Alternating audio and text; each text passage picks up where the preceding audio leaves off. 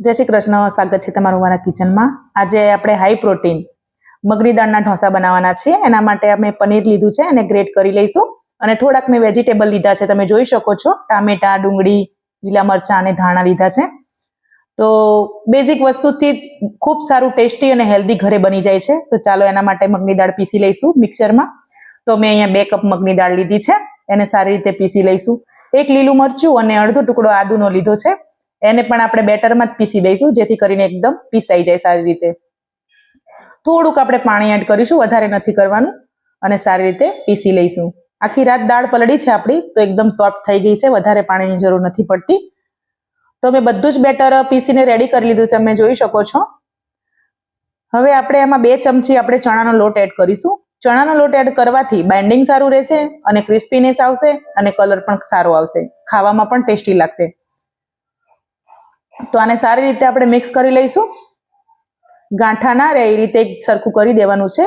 થોડુંક આપણે મીઠું એડ કરી દઈશું ટેસ્ટ પ્રમાણે અને સારી રીતે મિક્સ કરી લઈશું। 5 મિનિટ મૂકી રાખીશું આને, ત્યાં સુધી આપણે ચટણી બનાવીને રેડી કરી લઈએ। તો થોડુંક આપણે તેલ ગરમ કરવા મૂકીશું, રાઈ એડ કરીશું, 1 ચમચી ચણાની દાળ એડ કરીશું અહીંયા। પછી આપણે એક ડુંગળી કાપી છે અને 2 મીડિયમ સાઇઝના ટમેટા કટ કરેલા છે।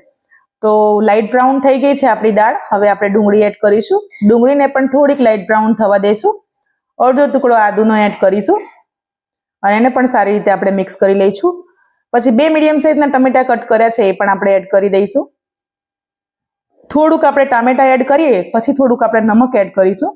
નમક તમે તમારા ટેસ્ટ પ્રમાણે એડ કરી શકો છો। તો બધું સારી રીતે મિક્સ કરીને ધાણાના ડંઠણ છે એ એડ કરવાના છે, આનો ટેસ્ટ બહુ જ સારો આવે છે અને હેલ્ધી છે। તો થોડુંક આપણે મરચું પાવડર એડ કરીશું તીખાસ માટે, અહીંયા લીલું મરચું આપણે યુઝ નથી કર્યું।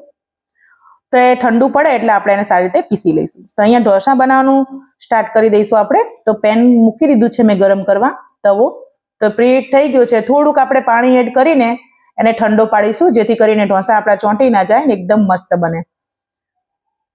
તો આપણે તમારે નાના મોટા જે સાઈઝના બનાવવા હોય એ પ્રમાણે તમારે ઢોસાનું બેટર લેવાનું છે। હું અહીંયા મોટી સાઈઝના જ બનાવીશ, તમને જે રીતે ફાવે એ પ્રમાણે આપણે બેટર લેવાનું, નાની સાઈઝ, મોટી સાઈઝ। હું અહીંયા થોડાક મોટા અને થીક ઢોસા બનાવીશ। જો તમારે પતલા ઢોસા બનાવવા હોય તો તમે થોડું બેટર લેજો અને ખૂબ ફેલાવજો જેથી કરીને એકદમ પતલા બનશે અને ક્રિસ્પી બનશે। તો થોડું થોડું આપણે તેલ એડ કરીશું, વધારે નથી કરવાનું નહીતર સોગી થઈ જશે। થોડું થોડું આપણે તેલ એડ કરીશું એકદમ।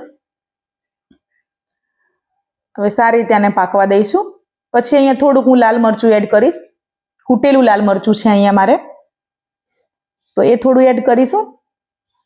આપણે જે વેજીટેબલ્સ કટ કરીને રાખ્યા હતા, ડુંગળી, ટામેટા છે, પનીર ગ્રેટ કરેલું હતું, આપણા જે લીલા મરચાં હતા, ધાણા હતા, એ બધું જ આપણે અહીંયા સ્ટેપ બાય સ્ટેપ એડ કરીશું। તમારા મનપસંદ કોઈ વેજીટેબલ હોય, કેપ્સિકમ છે, કેબેજ છે, એ પણ તમે અહીંયા એડ કરી શકો છો વધારે હેલ્ધી બનાવવા માટે।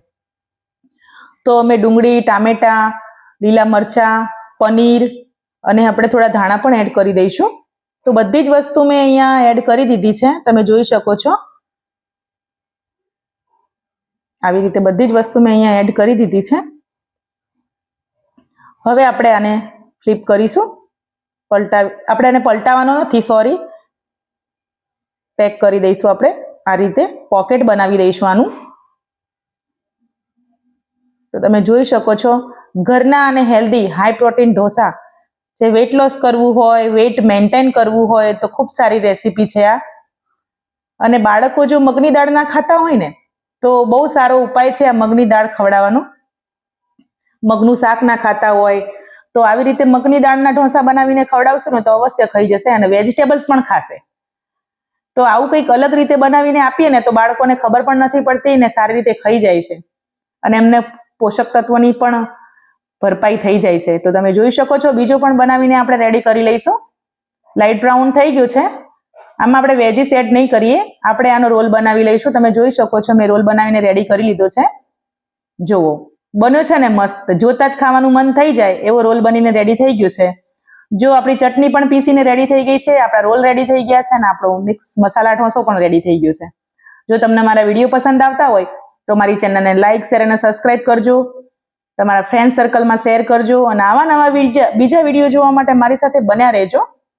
તો તમે જોઈ શકો છો કેટલું ખૂબ સરસ અને ટેસ્ટી અને હેલ્ધી. તો મળીશું હવે બીજા નવા રેસીપી સાથે.